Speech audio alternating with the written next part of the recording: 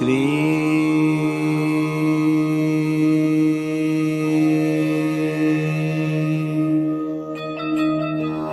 बाबा स्वामी नमो नमः।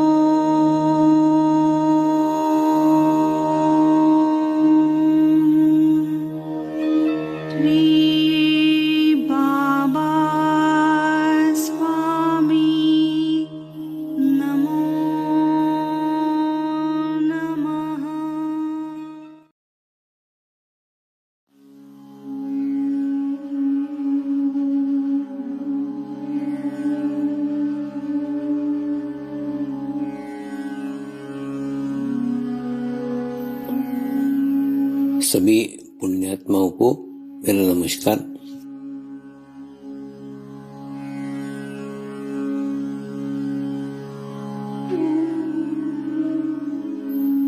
गुरुर्ब्रह्मा गुरुर्विष्णु गुरुर्देवो महेश्वरा गुरु साक्षात् परब्रह्म तस्मै श्री गुरुवे नमः।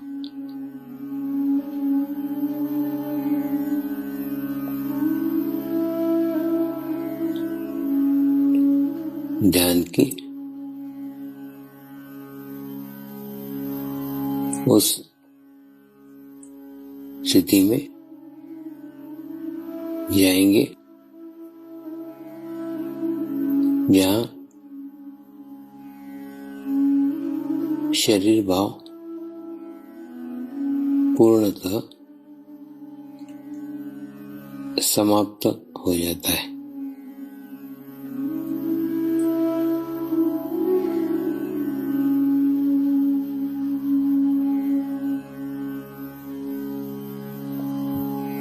अपने पूरे शरीर को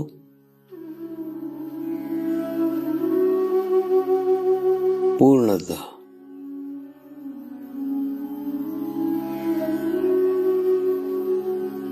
शिथिल छोड़ देंगे, एकदम रिलैक्स हो जाइए।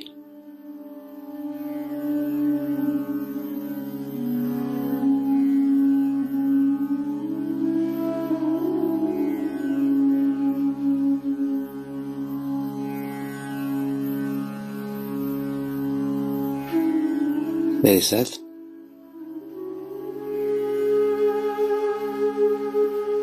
मंत्र का उच्चारण करेंगे।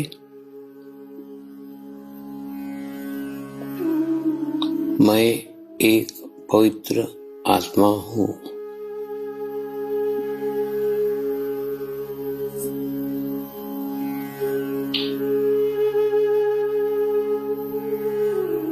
मैं एक शुद्ध आत्मा हूँ।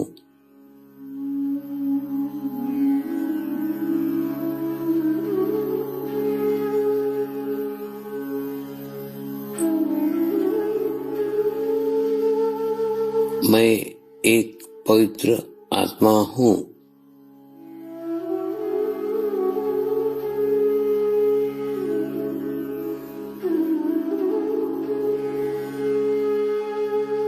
मैं एक शुद्ध आत्मा हूँ।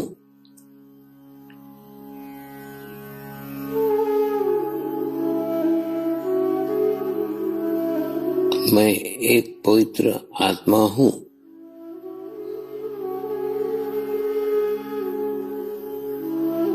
मैं एक शुद्ध आत्मा हूँ।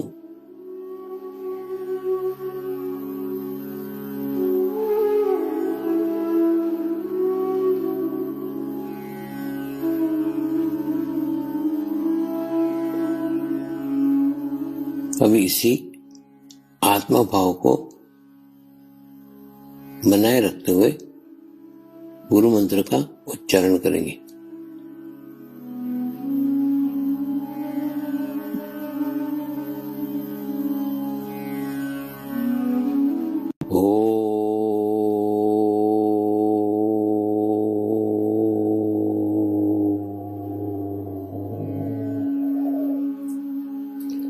श्री शिव कृपानंद स्वामी नमो नमः।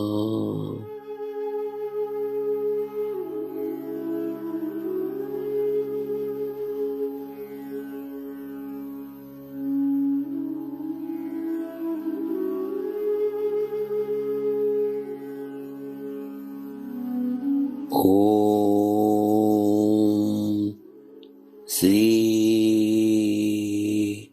शिव कृपानंद स्वामी नमो नमः।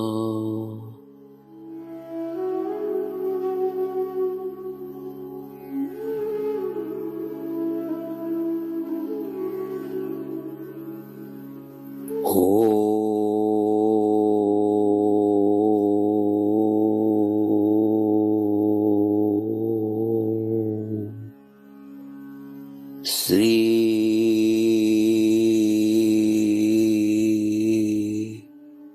शिव कृपानंद स्वामी नमो नमः।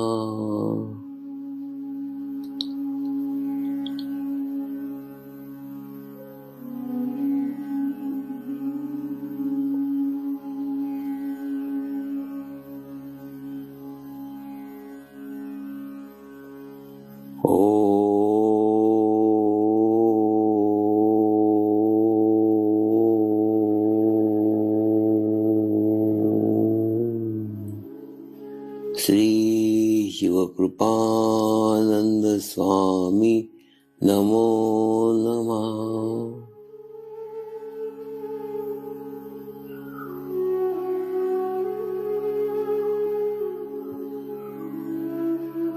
ओम श्री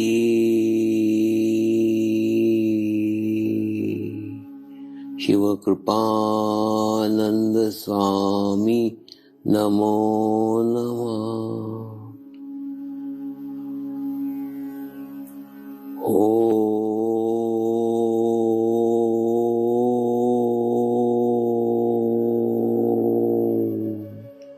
श्री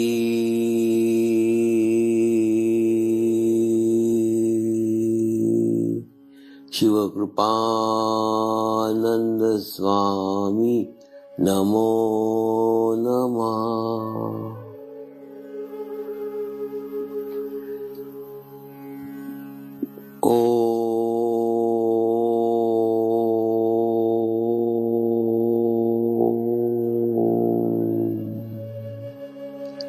श्री शिव कृपानंद स्वामी नमो नमः।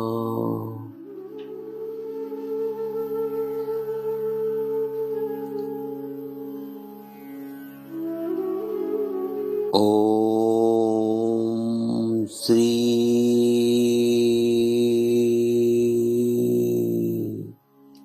शिव कृपानंद स्वामी नमो नमः।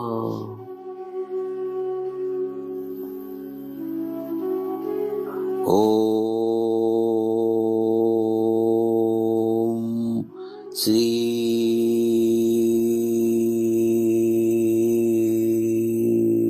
शिव कृपानंद स्वामी नमो नमः।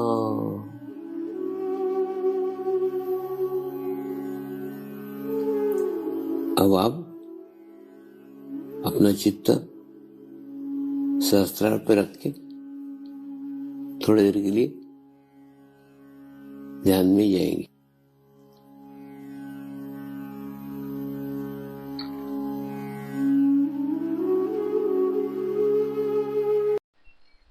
तो सबसे आसान है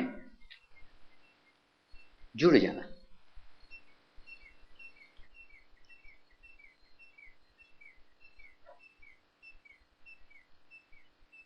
तो गुरु चरण पे चित्त रखते रखते आपका समर्पण कब हो गया आपको भी आपका पता नहीं चलेगा। क्यों नहीं पता चलेगा? क्योंकि वहां समर्पित साधकों की फौज है।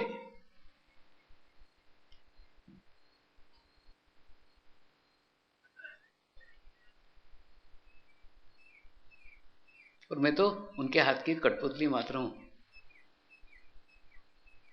वो जैसे नचाते हैं मैं वैसे नाचता हूं। एक बहुत बड़ी सामूहिकता मेरे ऊपर भी नियंत्रण किए हुए, क्योंकि वो कैसे मैं बताता हूं, मेरा खुद का कोई अस्तित्व ही नहीं है।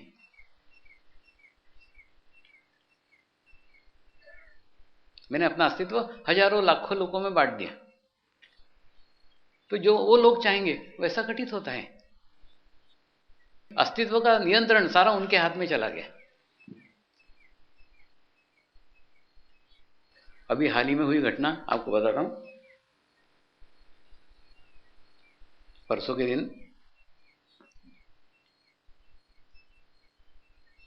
यहां नमस्कार का क्रम चल रहा था। जितने पंडाल में लोग थे सबका नमस्कार हो गया, खाली पड़ा हुआ था पंडाल, कोई नहीं था। इधर ट्रस्टीगण कह रहे थे स्वामी उठो, सब खत्म हो गया, कोई नहीं है नमस्कार के लिए। और जबकि मेरे को ऐसा लग रहा था जैसे रस्सी से मेरे को किसी ने बांध के रखा है कुर्सी से, मैं उठना भी चाहूं तो उठते ही नहीं आ रहा था। तब मुझे महसूस हुआ कि कोई साधक बाकी है नमस्कार के, और जो इच्छा है उनकी नमस्कार की, वो जब तक नहीं आएंगे जब तक मैं नहीं उठ सकता। फिर मैं चुपचाप बैठ गया। तो बाद में 300 लोगों ने बाद में दर्शन किए।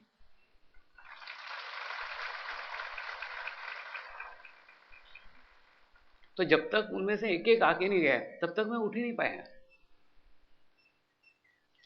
और उनके बंधन में इसलिए भी बंधा हुआ था, वो गुरु कार्यरत थे।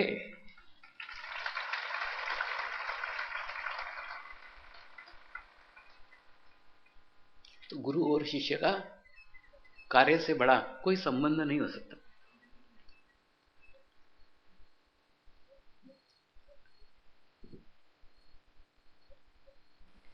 कोई वॉलेंटियर सुरक्षा में था, कोई वॉलेंटियर भोजनशाला में था, कहीं भी था, लेकिन दिल में तो मेरे था। तो मैं चाहकर भी उठ नहीं सका। इसलिए चौथा मार्ग है गुरु कार्य करो। इतने रास्ते बता रहा हूं, अब अपने अपने हैसियत से चुन लो कुछ तो भी। अरे बाबा कुछ तो करो।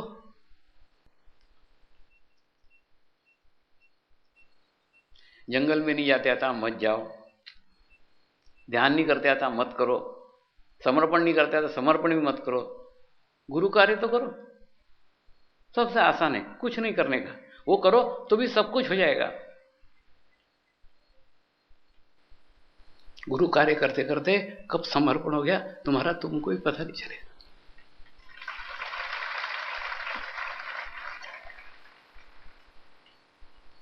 दूसरा, ये कोई पुस्तकी ज्ञान नहीं है, ये मैंने मेरे जीवन में किया है। हो जाता है जैसे प्यार हो जाता है ना, वैसे समर्पण हो जाता है, समर्पण किया नहीं जाता।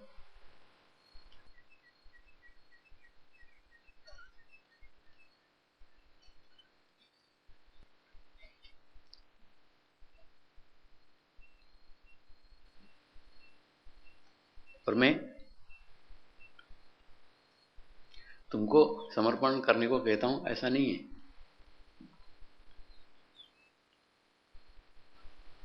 मैं खुद भी अपना समर्पण करते रहता हूं, अपने आप को टटोलते रहता हूं, अपने आप को देखते रहता हूं, अपने आप को जांचते रहता हूं, अपने आप को परखते रहता हूं। मैं समर्पित हो पा रहा हूं कि नहीं हो पा रहा हूं। कहीं अहंकार की धूल मेरे लोटे पे तो नहीं चढ़ गई, मेरे हंडे पे तो नहीं चढ़ गई। जांचते रहता हूं, देखते रहता हूं।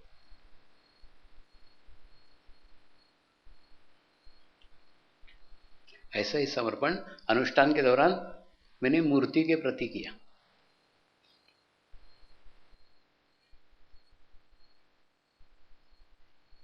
और 45 दिन पूरे समय बहुत जोखिम भरे थे।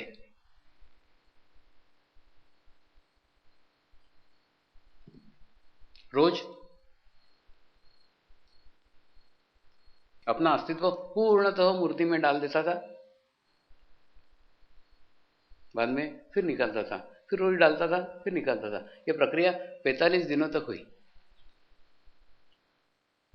और आखिरी दिन तक भी मुझे गारंटी नहीं थी कि निकलूंगा कि नहीं निकलूंगा, क्योंकि 44 दिन बराबर हुआ, हो सकता है 45 दिन निकलने की इच्छा ना हो, तो मृत्यु भी हो सकती थी। वो भी तैयारी करके गया था। कई बार रहता ना, अपने जीवन के उद्देश्य इतने बड़े रहते हैं, उसके लिए जीवन दांव पे लगाना बड़ी आसान बात है। जीवन से भी बड़ा उद्देश्य, और वो उद्देश्य था गुरु कार्य। गुरु ने बोला करो, किया।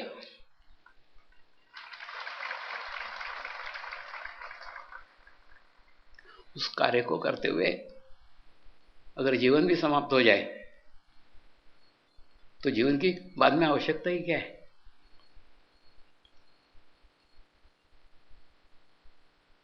ऐसा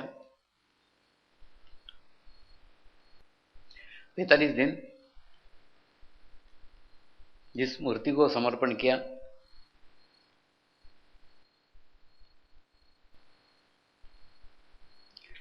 उस मूर्ति के दर्शन आज आपको होने जा रहे हैं।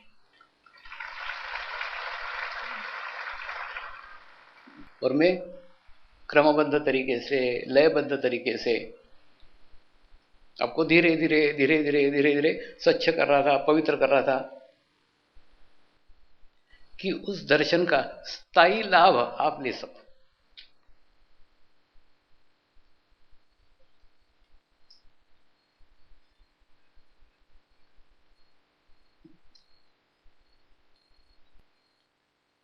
क्योंकि उसमें कुछ स्थायी रूप से डाला गया है जो शाश्वत है, वो आप ग्रहण कर सको, आप वो ले सको। इसीलिए एक एक एक एक प्रक्रिया चल रही थी। कभी आरती करते थे, कभी मेडिटेशन करते थे, कभी लक्ष्मी पूजन करते थे, कभी ओरा दिखाया,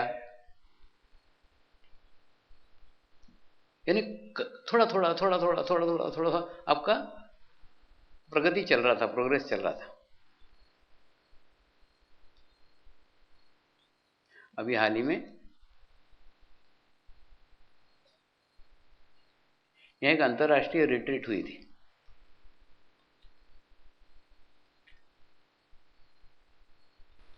ये रिट्रीट में अनेकों देशों से लोग आए हुए थे। उसमें एक प्रयोग करता था, कुछ नहीं, एक सामान्य सड़क पे पड़ा हुआ पत्थर लाता था, बीचों बीच रखता था गार्डन के, उनको बोलता था गोल करके बैठो। और उसके अंदर बहुत बड़े बड़े हीलर्स आए थे, अलग अलग देशों से हीलिंग करने वाले लोग आए थे। उनको मैं बोलता था उस पत्थर के वाइब्रेशंस चेक करो, उसमें चैतन्य कितना है देखो। तो जाते थे, स्कैन करते थे, अपने स्थान पे जाके बैठते थे। मैं बोलता था अब जो चैतन्य आपको लगा उसको अपने ध्यान में रखो। और उसके बाद में उस पत्थर को थोड़ी देर रख के गुरु मंत्र का आह्वान करता था, उसमें चेतना प्रवाहित हो जाती थी। और चेतना प्रवाहित होने के बाद में जब वहां रखता था तो उसके वाइब्रेशंस देखते देखते वो लोग आश्रम के बाहर चले जाते थे, इतने वाइब्रेशंस बढ़ जाते थे उस पत्थर में। तो जब 1 मिनट के लिए अगर किसी पत्थर को हाथ में रखा जाए तो इतना चैतन्य ग्रहण करता है। तो ये मूर्ति ने 45 दिन तक मैं उसके भीतर रहा हूं।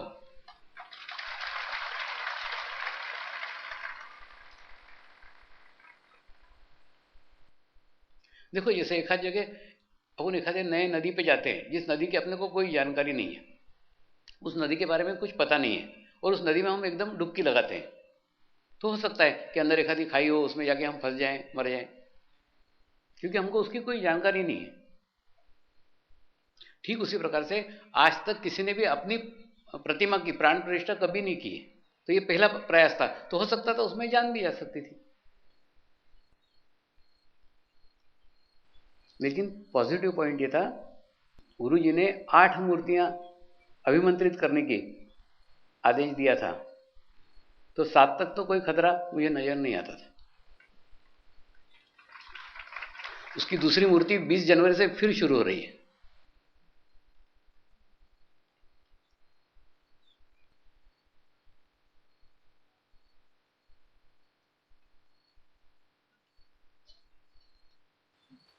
गौतम बुद्ध ने अपने मृत्यु पत्र में लिखा था, मेरे मृत्यु के बाद मेरी कोई प्रतिमा न बनाइए। वो प्रतिमा के विरोधी थे।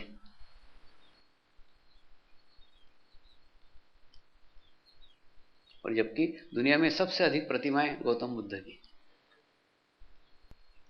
लेकिन कल्पना करो कि गौतम बुद्ध अपने जीवन काल में अपने मूर्ति का निर्माण करते, उसमें अपना चैतन्य डालते, तो एक रूपता आ जाती, जिसकी मूर्ति उसी का चैतन्य। अभी क्या होता है, गौतम बुद्ध की प्रतिमा है, लेकिन गौतम बुद्ध का एनर्जी कोई डाल सकता है क्या? कोई नहीं डाल सकता। तो वो बुद्ध साधु अपनी खुद की ऊर्जा उसमें डालते हैं, तो ऊर्जा एक की, मूर्ति एक की।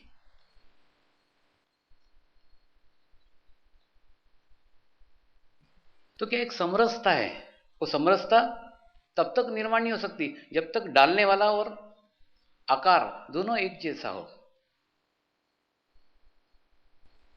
और ऐसा शायद नहीं हुआ था, ऐसा होना चाहिए, ऐसा गुरु तत्व को लगा, उसे लगा होगा कि इसके बाद इसकी प्रतिमा बनाई जाएंगी, उसमें फिर और कोई दूसरे साधक वाइब्रेशन डालेंगे, उससे अच्छा है इसके जीवन काल में इससे बनाने लो। तो ऐसा उन्होंने आदेश दिया, जैसा आदेश दिया वैसे मैं उसका पालन किया, इसके परिणाम का कभी विचार नहीं किया, उसका परिणाम क्या है।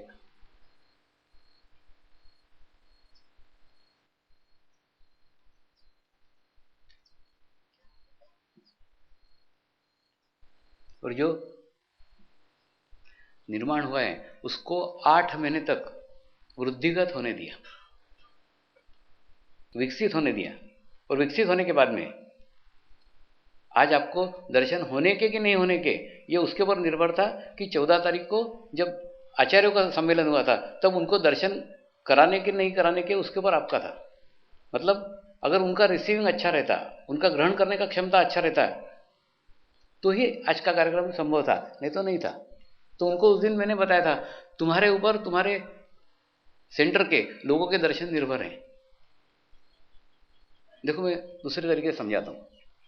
जिसे समझ लो एक बहुत पहलवान है, लेकिन वो पहलवान बड़ा होने के बाद में पहलवान हुआ ना। अगर वो छोटा सा नन्हा सा बच्चा है, उसके ऊपर 5 किलो वजन रख दो तो वो ऐसे ही दब के मर जाएगा। लेकिन वो पहलवान होने के बाद में फिर वो 500 किलो भी वजन उठा सकता है, लेकिन 5 किलो वजन भी वो बचपन में नहीं उठा सकता। ठीक उसी प्रकार से उस मूर्ति में भी इतने सूक्ष्म में जाके, इतने सूक्ष्म में जाके चैतन्य डाली गई है कि वो बहुत छोटे से स्वरूप में है। देखो जब संभावनाएं विशाल रहती है ना, तो छोटे से छोटा, बारीक से बारीक स्वरूप में रहता है। तो ऐसा छोटा सा स्वरूप था, तो उसके सामने जैसे लोग जाएंगे उसके ऊपर उसका निर्भर है कि वो वृद्धिगत होगा क्या नहीं होगा। तो उस समय आवश्यकता थी उसको बहुत अच्छे से रिसीविंग करने वाले, उसको बहुत से ग्रहण करने वाले लोग जाने की आवश्यकता थी। और अपने आचार्य इस परीक्षा में पूर्णतः सफल हुए। तो उन्होंने ग्रहण किया, तो उसमें से एक गंगा चैतन्य की निकल पड़ी। अब उसमें आज आप डुबकी लगाने वाले हो।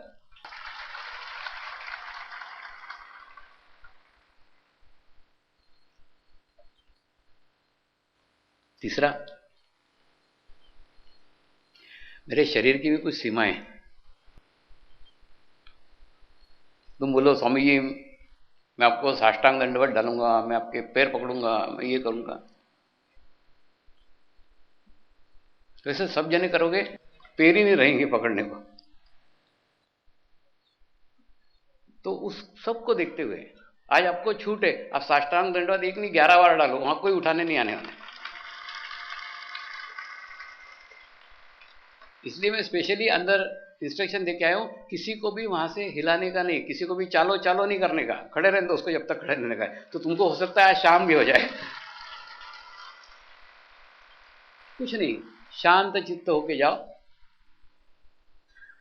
शांत चित्त होके उस दर्शन को करो। आंखें खुली रखो, आंखें मत बंद करना। पागल से के बाहर आके बोलोगे पता नहीं अंदर क्या था। आंखें खोल करके जाना, क्या क्या होने वाले खतरे वो बता रहा हूं पहले।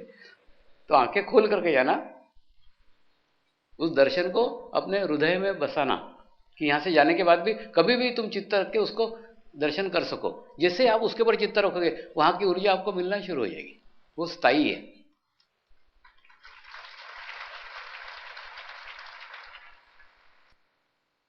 तो चित्त में भरने के लिए भी, चित्त में रखने के लिए भी आंखों की आवश्यकता है। आंखों के द्वारा उसको अंदर उतार लो। कोई हड़बड़ नहीं है, कुछ जल्दी नहीं है, कोई भीड़ नहीं है। माने क्या बोलते हैं, जितना मेहनत से बनाया खाना उतना आनंद लो ना उसका। तो जो वाइब्रेशन है उसको पूर्ण से ग्रहण करो, कुछ जल्दी नहीं। सिर्फ वहां पे ध्यान करते मत बैठो, क्योंकि ध्यान करते बैठे तो खतरा ये है कि बाकी का नंबर ही नहीं लगेगा। जाओ दर्शन करो, दर्शन आराम से करो, दर्शन में कुछ जल्दी नहीं है, ध्यान मत करो। दूसरा, कल लक्ष्मी पूजन किया था।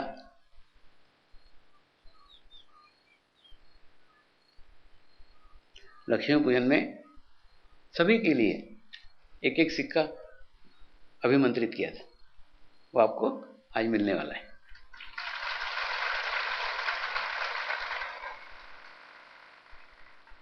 और वो सिक्के का उल्लेख इसलिए कर रहा हूं, वो सिक्का पैसा नहीं है, वो लक्ष्मी है, जो आने के बाद में आपके घर में संतोष और समृद्धि आएगी।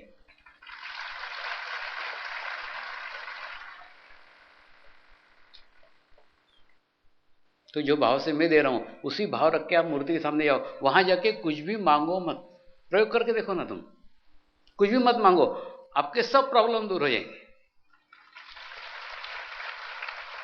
क्योंकि मांगोगे तो चित्त समस्या की तरफ रहेगा, वहां की ऊर्जा की तरफ नहीं, वहां की शक्ति की तरफ नहीं। ये मंदिर नहीं है, ये श्री गुरु शक्ति धाम है, गुरु का निवास स्थान है, गुरु का वास है वहां। जैसे मंदिर में जाते हैं मांगते हैं, वहां मांगो मत, वहां सानिध्य ग्रहण करो। सानिध्य ग्रहण करने के बाद में फिर तुम अपने घर बैठे बैठे भी मांग सकते हो। मांगने के लिए यहां आने की क्या जरूरत है, एक बार सानिध्य तो ग्रहण करो, तो पूर्ण तृप्त होके जाओ। पूर्ण ग्रहण करने की संभावनाएं लेके जाओ।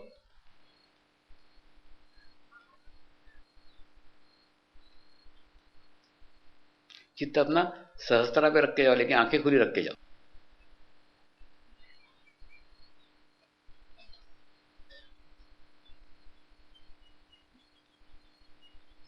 जैसे होता है कि नहीं, अपने पड़ोस में कोई रहने को आता है,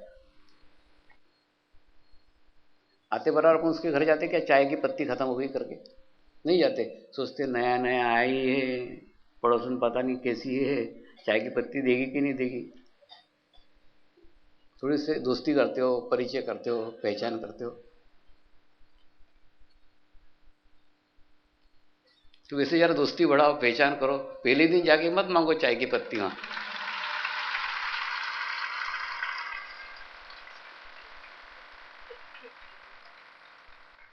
पहले अपनी पहचान तो बनाओ। पहली पहचान मांगने वाला नहीं होता चाहिए।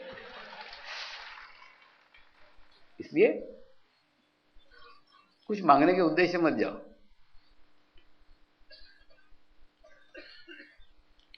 दूसरा, तुम तुम्हारी नकारात्मक सोच लेके भी मत जाओ, सकारात्मक सोच लेके भी मत जाओ। कुछ नहीं, आप संतुलित होके जाओ, बैलेंस होके जाओ। तो फिर क्या ग्रहण होता है आप देखो। और मन के अंदर कोने के अंदर कहीं छोटा सा भी भाव छुपा हो,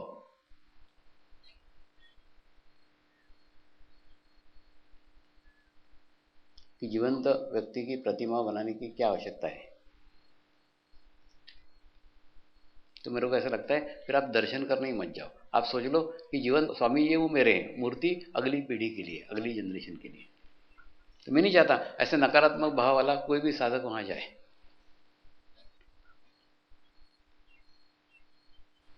ठीक है, अगर ऐसा आपको लगता है तो ये आपके लिए है ही नहीं, ये अगली पीढ़ी के लिए, अगले जनरेशन के लिए।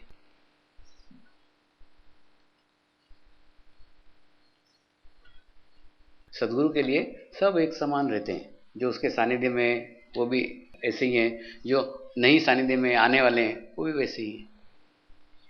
तो ये सब अगली पीढ़ी के लिए कर रहे हैं।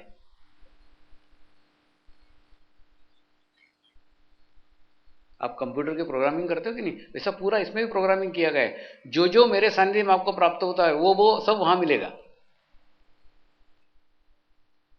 इससे अधिक क्या बताऊं। सिर्फ मेरे और मूर्ति में एक ही अंतर है, मैं इधर से उधर जा सकता हूं, मूर्ति इधर से उधर नहीं जा सकते, बस बाकी कुछ नहीं। आप प्रश्न करो आपको उत्तर मिलेगा, आप जागृति की इच्छा करो जागृति होगी, सब कार्य वैसा का वैसे ही होगा।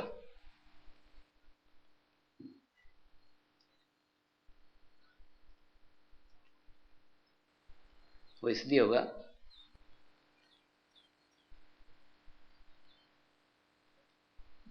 मेरे गुरुओं ने मुझे अपार ज्ञान भंडार दिया हुआ है, अपार शक्ति का भंडार दिया हुआ है, और ये सब प्रसाद है, ये समाज को बांटने के लिए दिया हुआ है। तो इसको लेकर मैं वापस जाना नहीं चाहता। और वापस कहाँ जाऊं, इसके बाद तो मेरा कोई जन्म ही नहीं है, तो यहीं सब खाली होकर जाना चाहता हूं। इसीलिए ये मूर्तियों में सब बांट रहा हूं कि आने वाली पीढ़ियां, आने वाले सत्य प्रेमी, सत्य खोजक उस अनुभूति को प्राप्त कर सकें, अनुभव को ले सकें।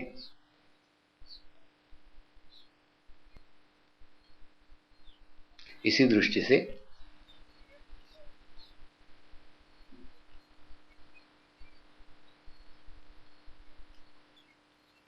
ये सब कार्यक्रम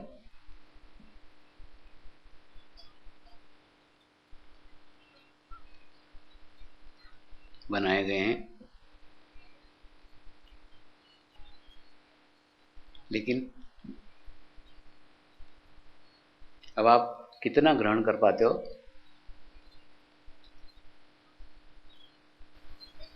इसी के ऊपर सब कुछ निर्भर है। 45 दिन एक पत्थर के साथ रहने के बाद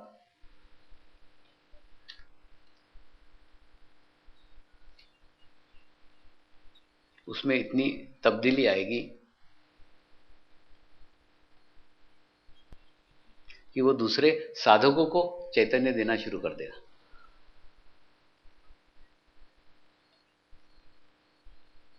तो इससे आपको भी प्रेरणा मिलनी चाहिए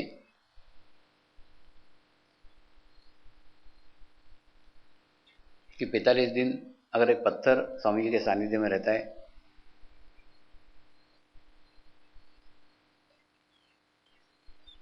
तो उसके अंदर इतना बदलाव होता है, तो मेरे अंदर क्यों नहीं।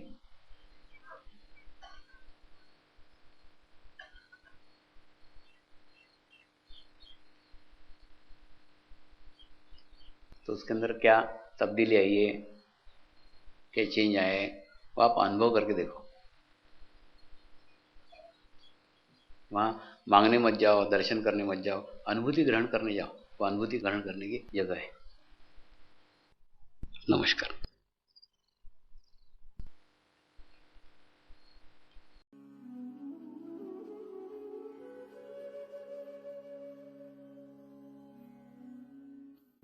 अब हम प्रार्थना करेंगे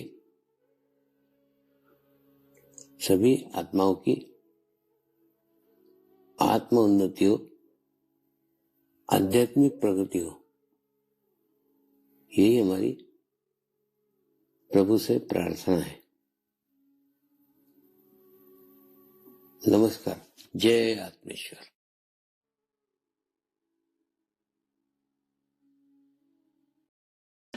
शांति पाठ करेंगी।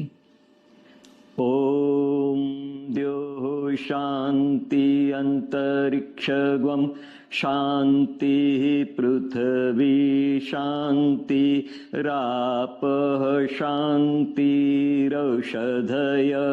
शान्ति वनस्पतयः शान्ति विश्वे देवाः शान्ति ब्रह्म शान्तिः सर्वगं शान्ति शान्तिरेव शान्ति क्षमा शान्तिरेधि ॐ शान्ति शान्ति शान्ति सर्वारिष्ट सुशान्तिर्भवतु।